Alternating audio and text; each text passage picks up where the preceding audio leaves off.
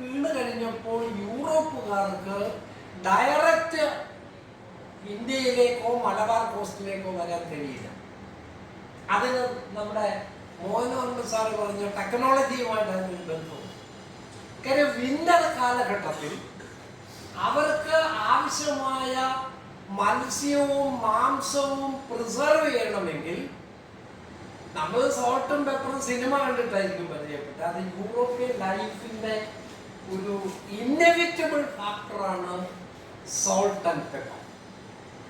കാരണം ഇത് bacteria അണുജീവികൾ ബാധിക്കാതെ winter നമ്മുടെ ഇവിടെ ഡിസംബറിലോ ജനുവരിയിലോ അനുഭവപ്പെടുന്ന മഞ്ഞുവീഴ്ചയല്ല എന്ന് മനസ്സിലാക്കും. അതിലേക്ക് ആഹാരം പ്രിസർവ് ചെയ്യാന്ന് ഫ്രിഡ്ജില്ല. ഇന്ന് അതുകൊണ്ടാണ് പെപ്പറിന് ആ പ്രാധാന്യം ഉണ്ടാവുക. ഫ്രിഡ്ജ് ഉണ്ടാവാത്ത ഈ ഒരു പശ്ചാത്തലത്തിൽ കൂടി വേണം എന്തുകൊണ്ട് ഇവർ ഇത്രയും കഷ്ടപ്പെട്ട് കേരളത്തിലെ ഈ കുരുമുളക് തേടി വന്നു. അത് അവരുടെ ജീവിതത്തിന്റെ ഭാഗമായ കാര്യങ്ങളാണ്. ഇപ്പൊ അവരെങ്ങനെയും സംഭവിക്കും. പക്ഷെ പെപ്പർ കിട്ടില്ല. അതും വീണ്ടും കാലാവസ്ഥയുമായി ബന്ധപ്പെട്ട് നിൽക്കുന്നു. കാര്യം ഈ വാസ്കോ ഡ ഗാമ തിരിച്ചു പോകുമ്പോൾ ഒരുപാട് പ്രത്യേകിച്ച് വയനാടൻ കുരുമുളക് തിരി കൊണ്ടുപോയി പെട്ടെന്ന് ഹാർബറിൽ നിന്നുള്ളവർ പോയി സാമൂതിരിയോട് അത് പിന്നെ കഥ എല്ലാവർക്കും അറിയാവുന്നതാണ്. സാമൂതിരി പറഞ്ഞ് കൊണ്ടുപോകട്ടെ, ഞാറ്റുവേല കൊണ്ടുപോകില്ല. വീണ്ടും കാലാവസ്ഥയാണ്. തിരുവാതിര ഞാറ്റുവേല അതിവിടെയാണല്ലോ ഉള്ളത് എന്ന് പറഞ്ഞു. അതും കാലാവസ്ഥയുമായി ബന്ധപ്പെട്ടു. അതുകൊണ്ട് നമ്മുടെ ഈ വാണിജ്യ ചരിത്രം കാലാവസ്ഥയുമായി ബന്ധപ്പെടുത്തി തന്നെ കാണണമെന്ന് അഭിപ്രായം എനിക്ക്. എന്ന് മാത്രമല്ല മറ്റൊരു കാര്യം കൂടി പറയാം. ആഗോള താപനം കൊണ്ട് സമുദ്രനിരപ്പ് വർദ്ധിക്കുന്നതിന്റെ ഒരു ആഘാതം കൊച്ചി. അപ്പൊ കൊച്ചിയുമായി ബന്ധപ്പെട്ട ഇത് ഇപ്പോഴത്തെ മുഖ്യമന്ത്രി ശ്രദ്ധപ്പെടുത്തേണ്ട ഒരു കാര്യമാണ്. നാച്ചുറലായി തന്നെ കൂടുതൽ വികാസം കിഴക്കൻ ഭാഗങ്ങളിലാണ് ഉണ്ടാകുന്നത്. ഈ ഒരു ത്രെഡ് കൂടി കൊച്ചിയുടെ ഒരു വലിയ പ്രത്യേകത. നമ്മള് ഈ കേരളീയര് ബോംബെക്കും കൽക്കട്ടയ്ക്കും ഡൽഹിക്കും പിന്നെ സിംഗപ്പൂരിനും ഹോങ്കോങ്ങിനും ഗൾഫിലേക്കും ഒക്കെ പോയ മൈഗ്രേഷനെ കുറിച്ചാണ് നമ്മൾ അധികം സംസാരിക്കുക. പക്ഷെ കൊച്ചി എങ്ങനെയല്ല. കൊച്ചി മറ്റുള്ളവരെ സ്വീകരിക്കുകയും കൊച്ചിയുടെ വികാസത്തിൽ മറ്റുള്ളവരെ സ്വീകരിക്കുകയും 1341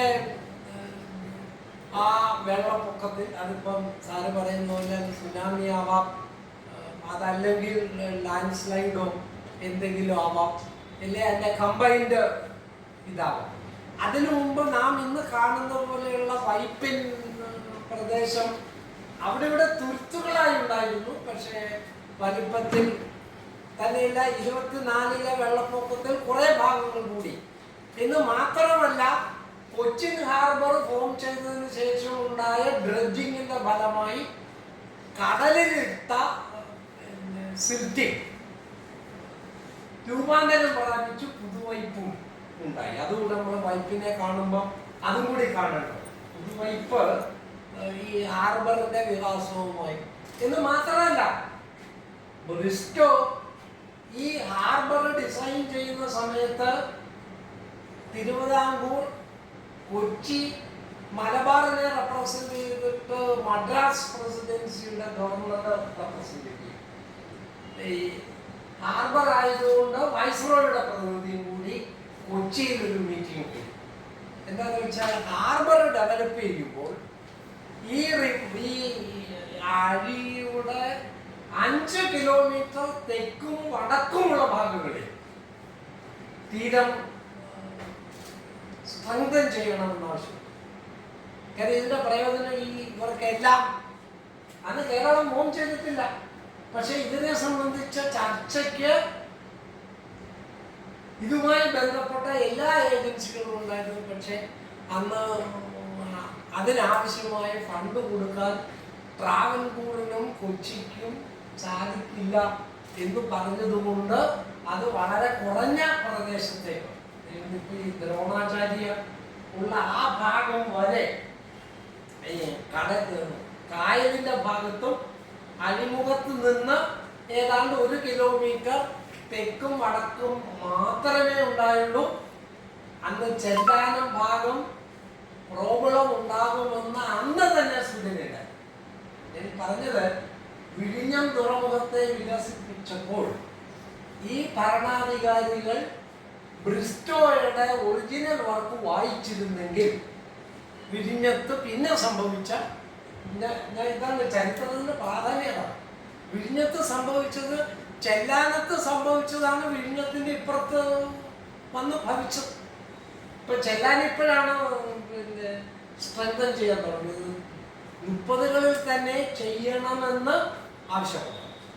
അതിൽ രസകരമായൊരു കാര്യമുണ്ട്. നമ്മൾ ഈ പ്രോജക്റ്റുകൾ പ്ലാൻ ചെയ്യുമ്പോൾ അതിനെടുക്കുന്ന സമയം അത് ആധുനിക ഇന്ത്യയുടെ മാത്രം പ്രശ്നമല്ല. 1870കളിലാണ് കൊച്ചി തുറമുഖത്തിന്റെ വികാസത്തെ കുറിച്ച് പറയാൻ തുടങ്ങി. അത് പറഞ്ഞപ്പോൾ മറ്റൊരു കാര്യം കൂടെ പറയാനുണ്ട്. അത് ആ ഡിമാൻഡ് വെച്ചത് കൊച്ചിയിലെ കച്ചവടക്കാർ. ഞാൻ പറയുന്നത് നമ്മള് കേരള രാഷ്ട്രീയത്തിൽ പ്രഷർ ഗ്രൂപ്പിനെ കുറിച്ച് സംസാരിക്കും. ഈ പ്രഷർ ഗ്രൂപ്പ്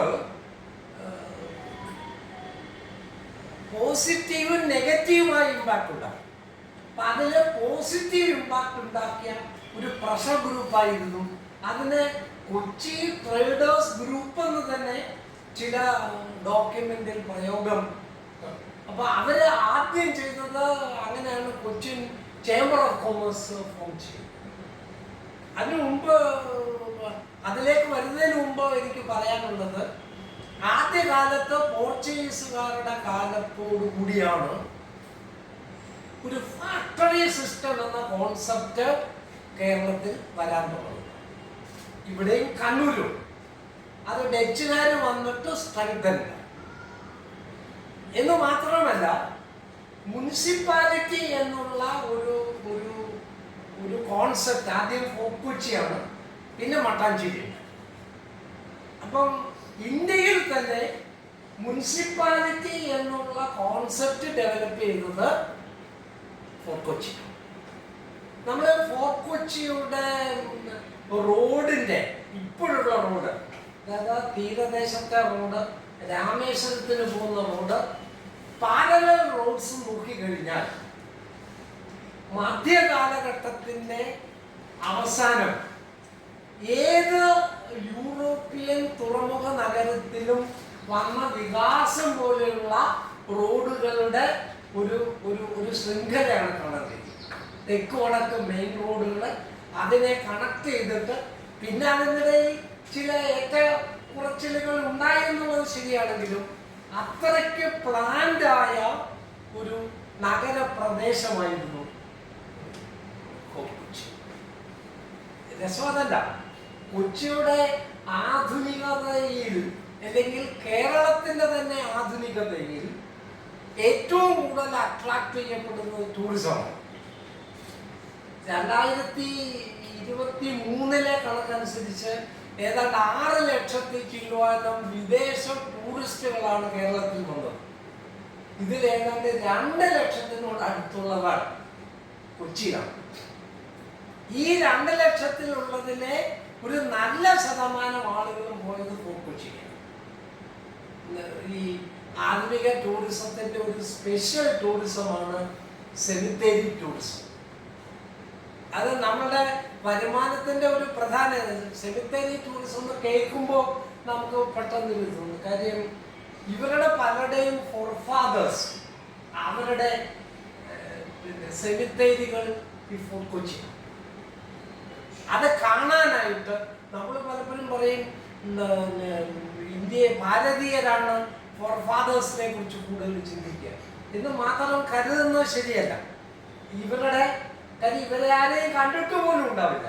പക്ഷെ ഇന്ന പള്ളിയിൽ ഇന്ന സ്ഥലത്ത് അടക്കി എന്നുള്ളത് കൊണ്ട് മാത്രം ആ പ്രദേശത്തെ കാണാനും യൂറോപ്പിനെ പോലെയുള്ള എനിക്ക് സത്യത്തിൽ നമ്മുടെ സോമൻകാരൻ്റെ ഏറ്റവും വലിയൊരു കോൺട്രിബ്യൂഷൻ ഈ ഫോർട്ട് കൊച്ചിയുടെ തനത് ആ ആ കൺസ്ട്രക്ഷനെ നിലനിർത്താനുള്ള അദ്ദേഹത്തിന്റെ ആ ശ്രമം ഞങ്ങൾ തമ്മിൽ അങ്ങനെ പരിചയമില്ല, പക്ഷെ ഞാൻ വായനയിലൂടെ ഒരു പ്രാവശ്യം നമ്മൾ സംസാരിച്ചിട്ടുണ്ട്. ആ ഒരു ഇത് നിലനിർത്താനുള്ള ആ ഒരു ശ്രമം ഫോർട്ട് കൊച്ചിയെ അട്രാക്ട് ചെയ്യുന്ന ഒരു വലിയ ഫാക്ടർ. ഇത് മാത്രമല്ല, വേറൊരു കാര്യം കൂടിയാണ്. യൂറോപ്പിൽ തന്നെ പല രാജ്യങ്ങളിലും ഇൻഡസ്ട്രി ക്ഷയിച്ച് വന്നപ്പോൾ കൂടുതൽ തൊഴിൽ നൽകുന്നത് ടൂറിസമാണ്.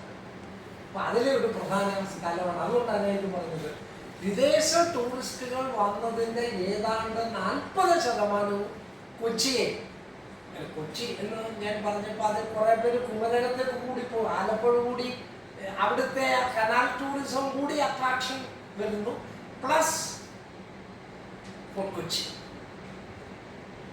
അപ്പം പോർച്ചുഗീസുകാരുടെ കാലത്ത് ഒരു ആസൂത്രിത നഗരം ഇന്ത്യയിൽ തന്നെ ആദ്യം ഉണ്ടാവുകയും ഒരു അഡ്മിനിസ്ട്രേറ്റീവ് സിസ്റ്റം ഉണ്ടാവുകയും ചെയ്തു. പക്ഷെ ഇത് പറയുമ്പം വേറൊരു കാര്യമുണ്ട്.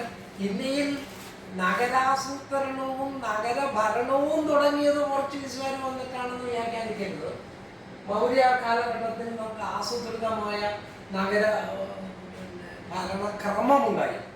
അതുകൊണ്ട് റിപ്പണെ മാത്രം കണ്ടത് കാണരുത് എന്നുകൂടി ചരിത്ര വിദ്യാർത്ഥികളോട് എനിക്ക് അഭിപ്രായമുണ്ട്. പക്ഷെ ആധുനിക കാലഘട്ടത്തിലെ മുനിസിപ്പൽ ഭരണത്തിന് തുടക്കമിട്ടത് കൊച്ചിയാണ്. അത് പോർച്ചുഗീസുകാരും അത് ഡച്ചുകാരും പിന്നെ സ്ട്രെങ്തൻ ചെയ്യുകയും ചെയ്തു. ഇത് മാത്രമല്ല, മൊണോപ്പൊളി, ട്രേഡിന് മൊണോപ്പൊളി എന്ന് പറയുന്ന ഒരു കോൺസെപ്റ്റ് ഇന്ത്യയിലേക്ക് ഇൻട്രൊഡ്യൂസ് ചെയ്തതും പോർച്ചുഗീസും ഡച്ചുകാരുടെയും കാലം. കാര്യം ഏതാണ്ട് പോർച്ചുഗീസുകാർക്ക് കൊച്ചി മുതൽ ഗുജറാത്ത് വരെയും കൊച്ചി മുതൽ കൊളംബോ വരെയുമുള്ള ട്രേഡ് അവരവരുടെ ഫ്ലീറ്റിനെ ഉപയോഗിച്ച് കൺട്രോൾ ചെയ്യാൻ ശ്രമിച്ചു. അപ്പോൾ അത് കച്ചവടവും, അങ്ങനെയാണ് കച്ചവടവും ഡിഫൻസുമായിട്ട് റിലേറ്റഡ് ആവും. അത് ഇന്നും അങ്ങനെ തന്നെയാണ്. കച്ചവടവും ഡിഫൻസുമായിട്ട് ഇപ്പോൾ ഈ ഇറാനെയൊക്കെ നശിപ്പിക്കാമെന്ന് വിചാരിച്ചതിൻ്റെ പിന്നിലും പിന്നെ അമേരിക്കയുടെ വാണിജ്യ താല്പര്യങ്ങൾ ഉണ്ടാകുക അന്നും ഇന്നും നമുക്ക് കാണാൻ സാധിക്കും. സമയം എന്നൊന്ന് പറയാൻ കാണാൻ സാധിക്കും. അപ്പം മുനിസിപ്പൽ ഭരണം തുടക്കം ഇട്ടത് ആധുനിക സമയത്ത് തുടക്കം ഇട്ടത്. അപ്പം നമ്മൾ പലപ്പോഴും റിപ്പന്റെ പേരിലാണത് പറയാൻ ശ്രമിക്കുക. പക്ഷെ അതല്ല ഇന്ത്യൻ സബ് കോണ്ടിനെന്റിൽ ആദ്യം അത്. പക്ഷെ ഒരു ഒരു ഒരു നയപരിപാടിയായി കൊണ്ടുവന്ന റിപ്പണാണ്, അതിന് സംശയമില്ല. പക്ഷെ അത് ഇന്ത്യക്ക് പുതുമയുള്ളതാണ് എന്നും കരുതരുത്. ഓക്കെ, ഈ പോർച്ചുഗീസുകാര് പിന്നെ മറ്റൊരു കാര്യം ബ്രിസ്റ്റോ പറയുന്നത്, ഈ യൂറോപ്യൻ വികാസം പ്രാപിച്ച, അത് നിങ്ങൾ ഇന്റേൺഷിപ്പ് ചെയ്യുന്നത് ശ്രദ്ധിച്ചാൽ കൊള്ളാം, യൂറോപ്പിലെ ശക്തികൾ തമ്മിലുണ്ടായ കിടമത്സരം, അതിന്റെ പ്രതിഫലനം കൊച്ചിയിലുണ്ടായി. അപ്പൊ അങ്ങനെയാണ് പോർച്ചുഗീസുകാര് 1500 ആണ് കൊച്ചിയിൽ. ഏതാണ്ട് 1663 കൂടിയാണ് ഡച്ചുകാര് കൊച്ചിയിൽ ഡോമിനേറ്റ് ചെയ്യാറ്.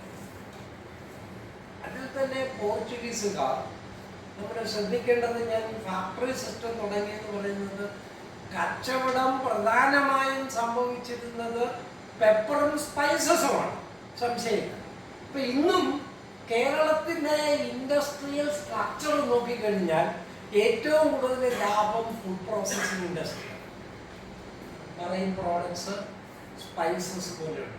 അപ്പൊ അന്നും ഇന്നും ഈ കേരളത്തിന്റെ ലാഭകരമായ ഇൻഡസ്ട്രി എന്ന് പറയുന്നത് ഫുഡ് പ്രോസസ്സിംഗ്.